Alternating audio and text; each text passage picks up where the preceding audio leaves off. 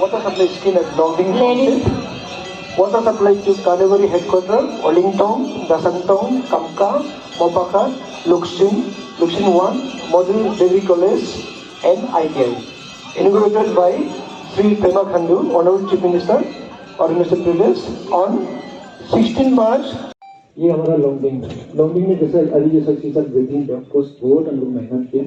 Even कुछ singing area कुछ हम जब चेंज किया तो लेंथ भी बढ़ गई. इनिशियली तो 32 किलोमीटर था, अभी ऑलमोस्ट 35 किलोमीटर है. यहाँ पर ये सब लेवल टेक्नोलॉजी हम लोग न्यू टेक्नोलॉजी कानून पर टेक्नोलॉजी किया बहुत कम्पेयर वैसे. सर आप आज लॉन्गडिंग डिस्ट्रिक्ट आए, बहुत सारा एम्बिशियस प्रोजेक्ट्स का इनॉग्रेशन किया और आज ही इलेक्शन का भी डिक्लेयर हो रहा है. सो कैसे देख रहे हैं पूरा सिचुएशन? आज यहाँ पे एक्चुअली हमको 1 महीना पहले यहाँ पे हमारा कार्यक्रम बना था, मगर उस वक्त में कुछ इम्पोर्टेंट मैटर दिल्ली में आ गया तो मैं आ नहीं पाया. तो आज मैं सीधा दिल्ली से ही आ रहा हूँ. तो यहाँ आने के बाद कई सारा प्रोजेक्ट्स का यहाँ पे उद्घाटन हुआ है, खास करके लॉन्गडिंग डिस्ट्रिक्ट में और खास करके लॉन्गडिंग हेडक्वार्टर में. यहाँ पे पानी का सदियों से ही एक समस्या चल रहा था. तो आज जैसे मैंने पहले पब्लिक को आश्वासन किया था कि हमारा नेक्स्ट विजिट में इस पानी का प्रोजेक्ट को हम कंप्लीट करके आएंगे, तो आज प्रोजेक्ट भी कंप्लीट हो गया और आज इस बड़ा जो पानी का प्रोजेक्ट को भी हम लॉन्गडिंग के वासियों को हम डेडिकेट किया हुआ है.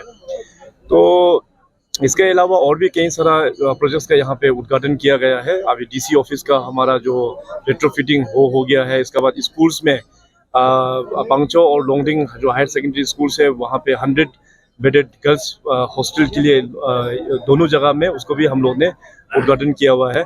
और साथ ही साथ कानूबारी में भी जो वाटर सप्लाई का जो प्रोजेक्ट है उसका भी हम लोग ने उद्घाटन करके पब्लिक को आज डेडिकेट किया हुआ है. सो बेसिकली पिछले 5 सालों में बीजेपी सरकार के अंदर में राज्य सरकार में भी कई सारा उपलब्धि हम लोग ने किया हुआ है. यहाँ के अगर डिस्ट्रिक्ट का सड़क रोड्स का भी अगर हम लोग देखें तो यहाँ पे हाईवे बहुत अच्छा बन गया है. इंटरनल रोड्स भी काफ़ी सारा इम्प्रूवमेंट हम लोग ने यहाँ पे कर पाया है. आज मेरा ये लास्ट ऑफिशियल टूर रहेगा. आज यहाँ से जैसे इटानगर पहुँचने के बाद फिर इलेक्शन भी डिक्लेयर हो जाएगा और मॉडल कोड ऑफ कंडक्ट भी लागू हो जाएगा. तो मैंने पब्लिक को आश्वासन किया है कि हमारा जो नेक्स्ट टेन्योर में भी जहाँ पे मैंने मीटिंग का ख़त्म किया वहीं से ही मैं मीटिंग का शुरुआत करेंगे. मैंने पब्लिक को वादा किया कि सरकार फॉर्मेशन होने के बाद हमारा कैबिनेट मीटिंग भी यहाँ लॉन्गडिंग में करेंगे और भी यहाँ पे डेवलपमेंटल इश्यूज में क्या क्या चैलेंजेस है वो चैलेंजेस को इसी डिस्ट्रिक्ट में आके हम लोग चर्चा करके हम लोग रिजॉल्व करेंगे. सर अब कुछ दिनों से हम देख रहे हैं कि बीजेपी का जो एक्चुअली तो कोई मैच है ही नहीं ऐसा लग रहा है अरुणाचल प्रदेश में, और लास्ट में जो रह गए थे बचे कुछ एमएलए उन्होंने भी आके ज्वाइन किया. तो किस तरीके से प्रोस्पेक्ट 60 में से कितना होगा और 2 पार्लियामेंट्री सीट में से कैसा होगा सर? सबसे पहले तो क्योंकि जिस प्रकार से यहाँ पे स्टेट में जो काम हुआ है हमारा जो visionary prime minister Narendra Modi ji के सपोर्ट और उनका लीडरशिप में इस तरह का डेवलपमेंटल काम एक हिस्टोरिक है. ये अपने आप में ही एक रिकॉर्ड है. इस तरह का काम हम लोग ने पहले कभी देखा नहीं है. तो इसलिए अरुणाचल प्रदेश का सभी जनता लोग ने मन बना लिया है कि एक बार फिर मोदी सरकार 2024 में सभी लोग मोदी जी को वोट देने वाला है. हमारे चाहे वेस्टर्न पार्लियामेंट्री में हो या ईस्टर्न पार्लियामेंट्री में हो, दोनों सांसद को पब्लिक लोग थम्पिंग मेजोरिटी के साथ में बीजेपी में वोट करके दोबारा फिर मोदी साहब के पास में दोनों उम्मीदवार को यहाँ से भेजेंगे. तो रह गया अभी अपना स्टेट पॉलिटिक्स में कुल मिला के यहाँ पे 60 असेंबली कॉन्स्टिट्यूंसी है. यहाँ में ओपोजिशन तो नॉन एक्सिस्टेंसी है. तो जितने भी है अपना बीजेपी के ही लोग है. तो यहाँ में बीजेपी सरकार बनना 101% पूरा तय है. और हमें जो लग रहा है कि we will be crossing more than 50 और 55 सीट्स हम लोगों का कब्जा में आ जाएंगे भारतीय जनता पार्टी में. सर आज एक इम्पोर्टेंट इशू उठाया है मिनिस्टर होनचुन नंदंग ने. आपने पहले एफएमआर को लेके जो ऑर्डर है उसको सपोर्ट किया था, तो अभी इन्होंने जो सजेशन दिया है इसके बारे में क्या बोलूं? नहीं, ये एक वैलिड सजेशन है क्योंकि यहाँ के लोगों का भी कुछ परिवारजन वहाँ पे बर्मा में है, म्यांमार साइड में है. तो गवर्नमेंट ऑफ इंडिया का भी जो अभी म्यांमार बॉर्डर को फेंस करने का जो डिसीजन है उसको तो मैं हमेशा वेलकम करता ही हूँ. मगर अभी क्योंकि फैमिली कुछ वहाँ पे है तो एक रेगुलेटेड वे में प्रॉपर मतलब गेट के थ्रू से हो या एक माध्यम बना के एक रेगुलेटेड थ्रू से एफएमआर जो है फ्री मूवमेंट रिजीम का है, किस प्रकार से होना है, अभी आने वाला दिनों में हम भारत सरकार के साथ में हम जरूर चर्चा करेंगे। Sir finally sir last time हमने देखा था तवांग डिस्ट्रिक्ट में आपका जो वहाँ में 3 कॉन्स्टिट्यूएंसी है वहाँ में मतलब कोई ओपोजिशन था ही नहीं, तो इस बार how do you see you for yourself and also for the other 2 seats? Tawang में अपोजिशन नहीं है बोल के नहीं है, वहाँ पे 2 कॉन्स्टिट्यूंसीज में ऑलरेडी वहाँ पे कैंपेन का लहर शुरू हो गया है। हमारा कॉन्स्टिट्यूंसी में अभी तक कोई उम्मीदवार आया नहीं है, लेकिन ये डेमोक्रेसी है, वो तो अपोजिशन चाहे आओ ना हो उससे ज़रा बड़ा फर्क नहीं पड़ता है। ये सबसे इम्पोर्टेंट है कि अभी बीजेपी सरकार जो है पॉलिटिक्स ऑन परफॉर्मेंस में जो हम लोग बिलीव करते हैं उस आधार पर पूरा जनता है वो बीजेपी का साथी है। सर फाइनली एक क्वेश्चन और कि कुछ सिटिंग मिनिस्टर्स और एमएलएस को टिकट नहीं मिला और बहुत सारे एस्पिरेंट जो है वो थोड़ा नाराज है, तो उनके प्रति आपका क्या आह्वान रहेगा? ये नाराजगी तो नहीं है, क्योंकि हमारा ये मानना है कि हम सब लोग को जो मेन जो घर है वो बीजेपी है, जो पार्टी जो है वो हमारा सबसे मेन घर है। अभी 5 साल का उसमें पार्टी तय करता है कि डेपुटेशन में कौन जाके पॉलिटिक्स में जाके लड़ना है, तो इस बार का अरुणाचल का वो तय हो चुका है कि 60 कॉन्स्टिट्यूंसीज में कौन कौन जाके लड़ेंगे। इस बीच में हम लोग देख सकते हैं कि बहुत सारा सिटिंग मिनिस्टर्स और बहुत सारा सिटिंग एमएलएस को भी पार्टी ने कहा है कि आप वापस फिर पार्टी में बैठ के काम करना है, तो किसी को डेपुटेशन में पॉलिटिक्स में भेज देता है और किसी को वापस फिर घर में बुला के अपना जो संगठन में बीजेपी का जो पार्टी में अपना काम करने के लिए उन लोगों को रिस्पॉन्सिबिलिटीज दिया जाता है, तो इसमें उतना ज़्यादा दुख होने का कुछ हम दिख नहीं रहा है। सर आपका जो अपील था मनी कल्चर को लेके उसका ग्रास रूट में हमने फॉल आउट देखा है। यहाँ तिराप डिस्ट्रिक्ट में लोग यहाँ मैंने इसको मैंने शन करने की बात कर रहे हैं, इंटरव्यूज दे रहे हैं, तो क्या बोलेंगे सर? ये बहुत अच्छा, मैं अप्रिशिएट करूंगा उन सभी युवाओं का और उन सभी लोग जिन संस्था जिस ऑर्गेनाइजेशन लोग जो मनी कल्चर का विरोध में जो लोग आज हल्ला कर रहा है, आज वो लोग अपना मनी कल्चर का अगेंस्ट में जो लोगों को अपना उन लोगों को प्रोपोगेट कर रहा है कि मनी कल्चर पॉलिटिक्स में अच्छा नहीं है, उसका मैं पूरा अप्रिशिएट करता हूँ।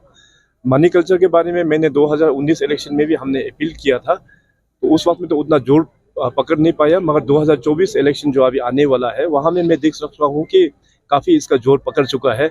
हमारा वोटर्स जो है अभी बेस्ड ऑन परफॉर्मेंस बेस में जाके वोटिंग करने वाला है, not on money culture. Thank you sir. Sir अल्लाह सवाल है, यहाँ की जनता का एक सवाल है कि पानी की समस्या को लेकर तो अभी हल होने को जा रहा है। ज़्यादातर सिर्फ लोंगडिंग टाउन में ही नहीं, पूरे गांव में अभी पानी ज़्यादातर गांव को अभी पहुंच रहा है, लेकिन जनता का ये बड़ा इशू है कि ज़्यादातर गांव लोंगडिंग डिस्ट्रिक्ट से ऊपर पंचो वक्का इस एरिया में है सर। तो हाईवे को लेकर अभी कानूनी से लोंगडिंग तो ही है, तो आगे हाईवे कभी आ पाएगा कि भी या नहीं, ये सभी गांव में हाईवे लेके जाना ये तो पॉसिबल नहीं है, मगर मैं इतना आश्वासन करेंगे सरकार की ओर से कि जिन जिन गांव में रास्ता नहीं है उसको हम लोग आने वाला दिनों में जरूर रास्ता हम लोग बना के देंगे, रास्ता भी देंगे, पानी भी पहुंचाएंगे, बिजली नहीं है तो और भी बिजली भी हम लोग पहुंचाएंगे, ये सरकार का वादा रहा। और यहाँ काफ़ी सिग्नल रोड है सर, और पहाड़ी इलाका में काफ़ी टर्निंग है, जिसके कारण कल भी एक बस का एक्सीडेंट हुआ है जिसमें स्पॉट डेथ हुआ है ड्राइवर का और पब्लिक का काफ़ी इंजूर हुआ है। उसको लेकर आपकी तरफ से क्या कहना चाहिए? नहीं, ये तो खेद है, ये तो हमें अफसोस है कि वो तो मतलब इस प्रकार का इंसिडेंट वो तो हो जाता है, वो तो हो जाता है। इसमें जो भी लोग इसमें गुजर गया या जो लोग मेडिकल में है, सरकार की ओर से जो सहयोग है वो पूरा दिया जाएंगे। सर वो आईटीआई इंस्टीट्यूट का उद्घाटन तो हो गया, लेकिन काफी समय से उसको बना के कंप्लीट तो हो गया, लेकिन फंक्शनिंग नहीं हो रहा था। नॉट ओनली लोंगडिंग की हमारा जो प्रदेश में जो फंक्शनिंग नहीं हो रहा था, कब से वो चलने लगा? आईटीआई जो है सबसे इम्पोर्टेंट एक सब्जेक्ट है, क्योंकि हमारे जो लोगों को है, खास करके जो युवाओं को उसको स्किलिंग करना ये बहुत ही आवश्यक है। आईटीआई डिपार्टमेंट में हम लोग ने कई सारा पोस्ट को हम लोग ने ऑलरेडी सैंक्शन कर दिया है। ये ऑर्गेनाइजेशन इसको रिक्रूटमेंट करेंगे, पब्लिक सर्विस कमीशन और स्टाफ सिलेक्शन बोर्ड, ये हम लोग ने पोस्ट क्रिएट करके दिया हुआ है। जैसे रिक्रूटमेंट करके हो जाएगा, सारा आईटीएस जो है वो फंक्शनल होना शुरुआत हो जाएगा। Thank you and all the best sir. अगर हम चारों को आपका संसद के लिए तपिकांग साहब को मेजोरिटी में वोटिंग करके भेजेगा, साथ में विधायक में पंचा वक्का से हमारा मिनिस्टर साहब को, उसके बाद 59 लोंगडिंग पुमाओ असेंबली कॉन्स्टिट्यूंसी में हमको और साथ में 58 कानूबारी में जीडी वांगसू को, हम चारों को अगर थम्पिंग मेजोरिटी का साथ भेजेगा तो जो है फर्स्ट अरुणाचल कैबिनेट मीटिंग जो लोंगडिंग में करेगा। अगर ये हिस्ट्री आपको अरुणाचल 1972 से अरुणाचल रिकॉग्नाइज किया गया है। तब से लेकर के हम लोग का यहाँ में एक बार भी आपका कैबिनेट मीटिंग कभी नहीं हुआ है। लेकिन ये हिस्टोरिक होगा कि इस बार का चुनाव में अगर चारों कैंडिडेट थम्पिंग मेजोरिटी में भेजता है तो वो कैबिनेट मीटिंग यहाँ में होगा। साथ में कैबिनेट में ही तो डिसीजन लेता है कि डेवलपमेंटल एक्टिविटीज़ का मैक्सिमम। तो जहाँ पर आपका जो हमको देखने मिला, जहाँ पर आपका जो कैबिनेट मीटिंग होता है, जो डिसीजन लेता है, उसी जगह के लिए जो है थोड़ा सा जो है फेवर में ही रहता है।